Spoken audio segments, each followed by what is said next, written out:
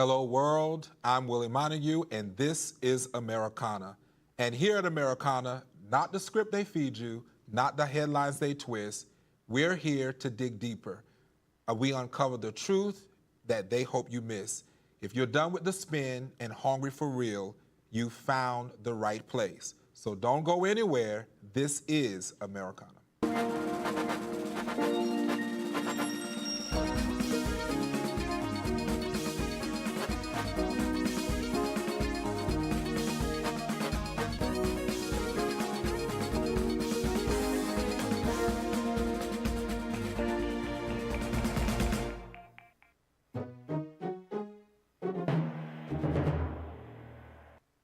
All right, everyone, we have some real hot topics today, and I hate that we even have to go this route, but one of the topics is white Christian men the enemy?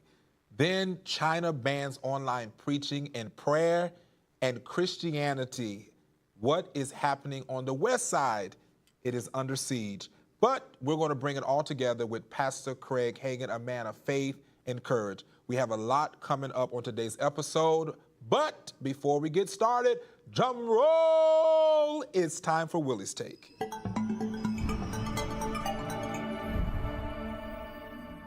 All right, everyone, it's Friday, and there has been an echo of silence. They call it progress, but the voice are silent. They call it tolerance, but faith is mocked. They call it freedom, but prayer is banned.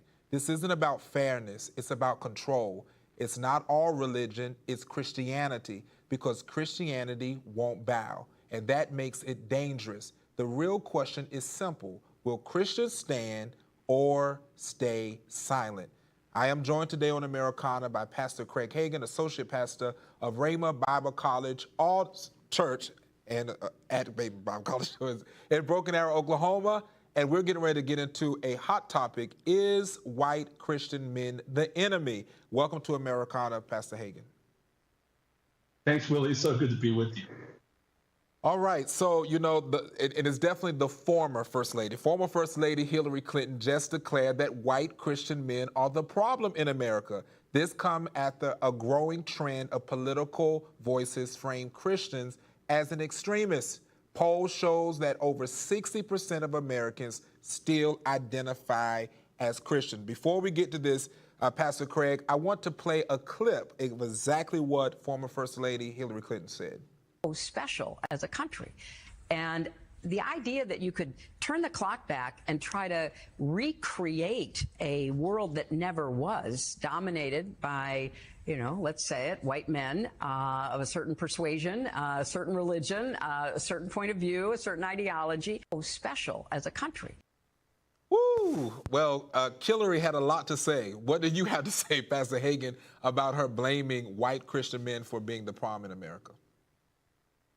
Well, I think it's kind of funny because I happen to know some people who would always go to prayer breakfasts when her husband was president.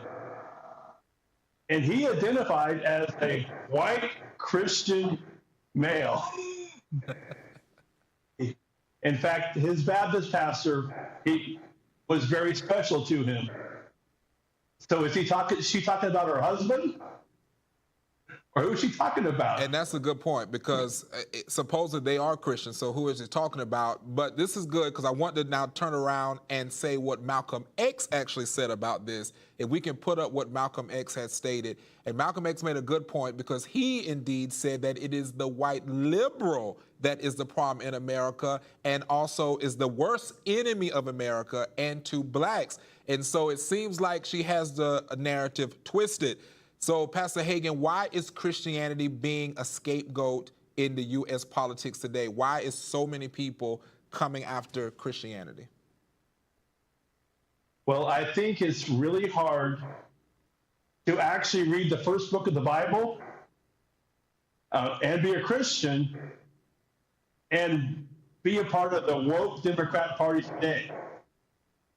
The first book of the Bible, Genesis, in Genesis chapter 1, introduces a family. There's only two genders, Amen. Male and female, and male was designed to cohabitate with female. So there was no transgender. There was no other kind of situations like that. And so really they're coming against a family unit. And if you're a Christian, yes, I agree with that. When we talk about labeling, because this is what Hillary Clinton is doing, she's labeling Christians as the problem, or she's labeling white Christian men as the problem, but really it's trying to target Christians overall. So will this be a continuation of an open door to persecution? Because we've seen, I just was reading, where 7,000 Nigerians have been murdered. Christian Nigerians have been murdered in the first 220 days of 2025. So do you think this kind of language in the United States is opening the door for further persecution? Yes, in fact, I was in Nigeria for 3 weeks this summer, and right during some of this situation is happening, and it's happening mainly in the northern part of Nigeria, which is primarily Muslim. And it seems this nation, at least the Democrat Party, has tended to kind of embrace the Muslim heritage. And obviously, the Muslim heritage do not like Christians. And so I think that, there's persecution among the Christians. And, they're trying to erase history, I guess, because history actually shows, because if you read that clip a little further, he talks about a perfect union that our very first Republican president, Abraham Lincoln, talked about. And in that perfect union, he was referring to the Southern Democrats who had slaves who also identified themselves as white Christian male. So really, if we go back in history, it was the Democrats and not the Republicans that the ones that were causing division among the races. So then I have a question with that, since you said, because there is a division that comes in. So with that, because we want to be, and we spoke about this, and I know, of course, you heard of it and all that's going on. Who hasn't by now about the assassination of Charlie Kirk? So with that, how should believers respond without falling into a culture war trap?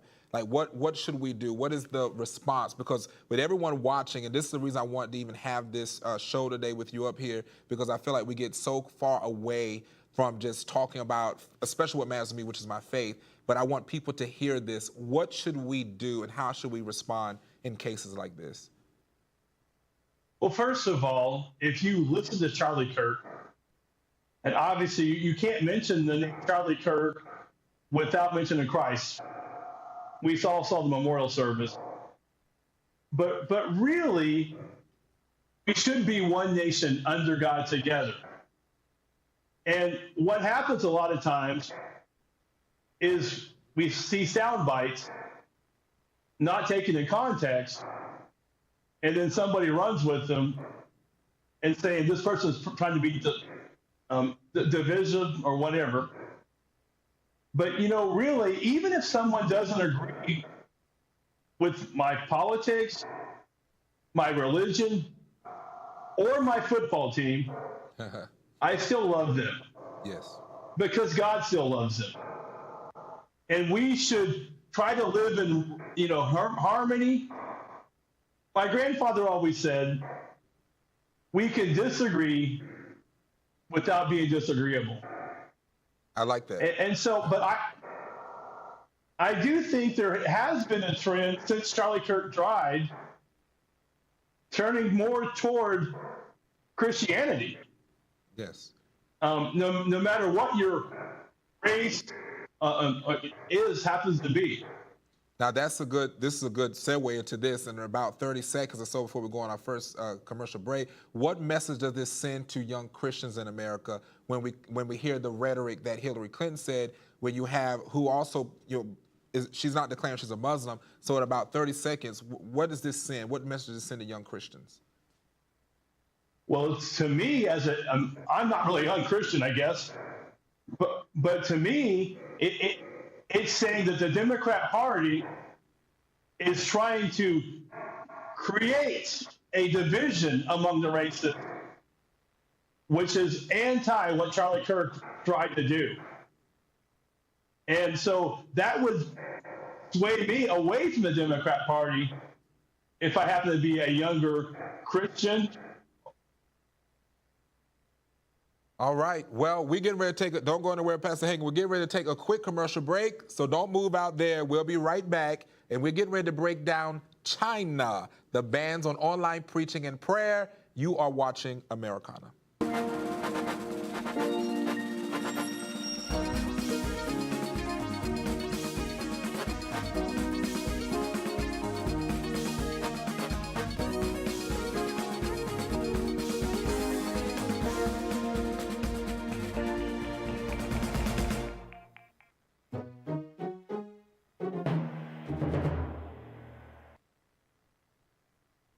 All right. Hello, social media family. You have made it with us this far. You are now on our commercial break. Thank you so much for staying with us. And don't forget to follow us on all platforms. And remember, you can catch us Monday through Friday right here at 6:30 p.m. on Comcast, Xfinity, channel 1623.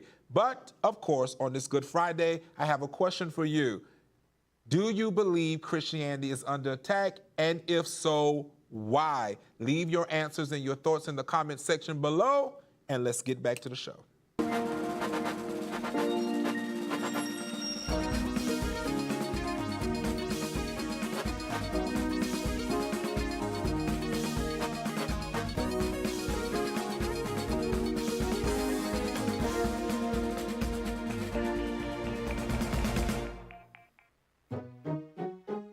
All right, everyone, welcome back. You have been watching Americana, and I am your host, Willie Montague. So, China has officially banned online preaching and prayer, tightening its already iron grip on religious expression with nearly 100 million Christians in China. The Chinese Communist Party is cracking down on any faith not fully controlled by the state. This isn't just censorship, you guys. It's a battle for souls in the digital age. Pastor Hagin, what does this ban reveal about China's fear of Christianity, really the fear of just Christ, period? What does this reveal? Well, back in 2012, I visited China, and we had a school there. And from that point to now, there's been a tighter grip on Christianity and all religions. In fact, they're very concerned if you band together behind any kind of situation. But I did find out that our online resources are still available right now in China. And so if you're in China, you can watch my grandfather preach to you in Chinese. You can read some of our Chinese material. So we're still up. But there is a very much concern, and if you read all the information about the ban, they're very concerned about the young people converting to Christianity. Because, see, it's the young people that's going to change the nation. And that's what Charlie Kirk knew here in America. Yes. That's why he tried to go out to the young people. And the Chinese government, the reason they're banning Christianity is because the young Chinese men and women are thinking, maybe I want to turn to this Christianity.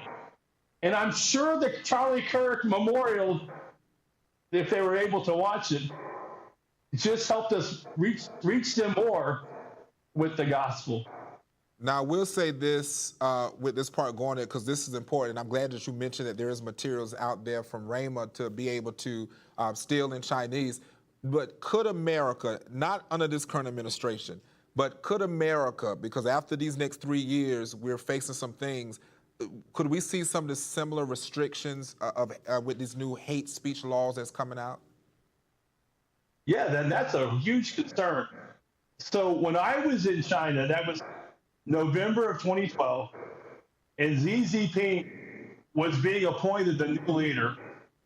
And so I was watching one of the only English stations, happened to be CNN, and they said, we're going to, after the break, we're going to examine Xi Jinping and his life story. So they came out from the break, and my TV went black. And then after a few minutes after the program aired, it came back on. And these kind of things could happen in America if we don't take some kind of control. Because, you know, right now, obviously with the whole Jimmy Kimmel thing, people are griping about, well, we're controlling the FCC at the Republican Party. Well, what happens if another party controls the FCC and they decide to just shut down any kind of rhetoric that they do not like? And that's true because we've seen that with before President Trump got in office, how it was so restricting of Christian. And I want to say this, and then I want you to go ahead because I know we were just talking about it, and I'm geared up about this. But why does it seem that out of all faiths, Christianity is like the number one thing? People say they don't believe, it's a sky daddy, it's all these different things. And if God doesn't exist, if this is fake, if we're just out here just dizzy, basically, why is it being fought against so hard if what we believe is not real? Why do you think that? I know I'm just taking a little side note here because I just want to answer that because I want people that's listening to really get a grasp of this, of why people fight so hard. I think it's all about control. As Christians, our lifestyle is based around Jesus Christ. And really, no matter what the government says, we're going to do what Jesus says. And so what they want is to be able to control us. And so in order to be able to control us, they try to tell us that our God is not real. But, you know, a true Christian doesn't stand for that. And we know that those kind of things are going to happen in the end times. Yes. Because we've read the Bible. You know, and so they think they're being sneaky. All they're doing is fulfilling prophecy. Amen. But we know if you fulfill prophecy, it's going to get worse for Christians. So, I mean, that's what's going to happen. And so we should experience, you know, be happy that we are in a place to have 100 million people watch the gospel being proclaimed at this memorial service. Because it might not happen forever. And that is very true. And so with that, because as we boarded was talking about China, and we're getting ready to go into our last segment here, Christianity right now in the West is under siege. And from lawsuits against prayer at public events to schools disciplining students from quoting the Bible, Christianity in the West is being pushed out of public square. In the U.S., nearly 1 in 3 young adults now claim no religion at all. And I know, I went to Rhema, and I know for those that know Rhema Bible College, but in Broken Arrow, Oklahoma, but I went to Rhema, and of course I was like 18, 19 at the time, so it's filled with young people. So with this, the question is freedom of religion being rewritten into freedom from religion? What are you seeing right now in the West, since, you know, Rhema is really just big, it draws in a lot of young people? What are you seeing? Yeah, first of all, let me say this about our current student body. We have the youngest student body ever. And I believe they're on they're more on fire than whenever you were in school. and so it seems the young Christians are on fire and they're willing to fight for their right to preach the gospel. But yes, Christianity is under attack because the devil knows that his time is short. And so, you know, it's become unpopular to be a Christian. But here's something else. One of the things that I feel I'm called to is to find people, Christians, to run for public office. Yes. Because for so many years, we've taken the Christians out of politics because of so-called separation of church and state, which is not in any of our documents. Explain but that a letter. actually, Pastor Hagin. Excuse me, but just explain that, because so many people come separation of church, separate the church and state, and it bogs my mind how many people just don't simply research and read. So that's a good segue into that. Just explain what that actually was and what that means for us. Actually, so that was a letter written to a church, or I think the Methodist Church. Was it Jefferson wrote the letter, I believe? Yep. Thomas Jefferson wrote the letter. And basically, it was saying that the state needs to stay out of the church's business, not the other way around. But that is it's not in the Declaration of Independence, it's not in the Constitution, and it's not law in America. There is no law saying separation of church and state. But the idea was the state needs to stay out of the church's business and let the church be the church. Because we were founded, this country, on freedom of religion. Yes. And that's what the idea is. And so because so many Christians have stayed out of politics, now we have a bunch of left-leaning people that are pushing prayer out of schools, that are pushing prayer out of the public square, that want to take down the 10 Commandments from anywhere they display them. Yes. And so we need to get, or we are getting, I will say, more conservative Christians into office, and right now, in my own opinion, if you're a conservative Christian, you have to be part of the Republican Party, because you will not fit in the Democrat Party, because they'll ostracize you. Yeah. And they'll tell you, there's only one Democrat right now that's actually pushed against the Democrat Party, and that's John Fetterman. Yeah. For the most part, we haven't done it. And it's alarming though, just how many people fight against the faith, what's going on in Western culture, because we need it. But, you stub your toe and people say, oh God, or, it's there. The Creator is there. Well, that's it for today. I thank you so much, Pastor Hagin, for being with us on Americana. I definitely have to have you come back. This is a topic we need to continue to have that conversation. You guys, it is Friday, so that is a wrap for this week. Thank you so much for tuning into Americana. We'll be back on Monday, same time, same place, right here, only on AFRO TV. Until then, keep questioning, keep learning, and keep showing up. Have an awesome weekend, and God bless you.